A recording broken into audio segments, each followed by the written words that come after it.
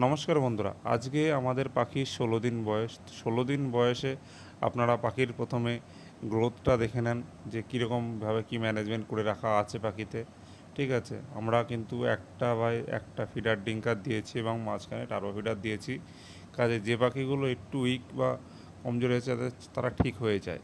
ঠিক আছে, প্রথমত আমরা সামার ম্যানেজমেন্ট হিসাবে উপরে যে সিলিং ফ্যান আছে সেগুলো এবং নিচে যে টেবিল ফ্যানগুলো আমরা দিয়ে থাকি সেগুলো কিন্তু প্রথমত ব্যাচ ঢোকার আগে কিন্তু আমরা পরিষ্কার করে নিয়েছি।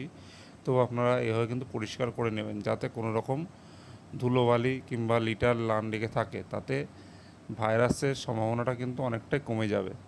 ঠিক আছে, এইভাবে কিন্তু আমরা পরিষ্কার করে নিচ্ছি। আর ফ্যান আপনারা যখনই মুরগির বাচ্চাকে দেবেন অবশ্যই আস্তে আস্তে অভ্যাস করাবেন ছোটোর থেকে, না হলে কিন্তু বড় বয়সে একবারে দিলে সেক্ষেত্রে কিন্তু পাখির ক্ষতি হবে।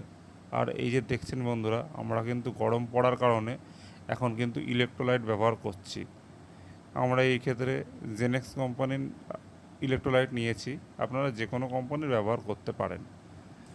এই যে ইলেকট্রলটা আমরা প্রতি লিটারে 2 গ্রাম করে ব্যবহার করি, যেহেতু গরমের তাপমাত্রা এখন অনেকটাই বেশি, সেক্ষেত্রে 2 গ্রাম করে দিচ্ছি। আমরা 250 গ্রাম দেবো। এখন ডিঙ্কার ডোজ করব। কেন ডিঙ্কার ডোজ করলে পাখিটা ইলেকট্রলটা ভালোভাবে পান করতে পারবে এবং পাখির জিনিসটা কিন্তু খুব ভালোভাবে কাজ হবে। আর এটা আপনারা চেষ্টা করবেন সকালের দিকে দেওয়া। সকালে দিলে কিন্তু জিনিসটা পাখি দুপুরবেলার আগে কিন্তু জিনিসটা খাবে এবং পাখির শরীরটা কিন্তু আগের থেকে ঠান্ডা থাকবে। আর বন্ধুরা, যখন আপনারা ইলেকট্রোলাইট দেবেন অবশ্যই কিন্তু ডিঙ্কার পরিষ্কার করে নেবেন। আপনারা ট্যাঙ্কিতে চাইলে ট্যাঙ্কিও একবারে কিন্তু মিশিয়ে দিতে পারেন।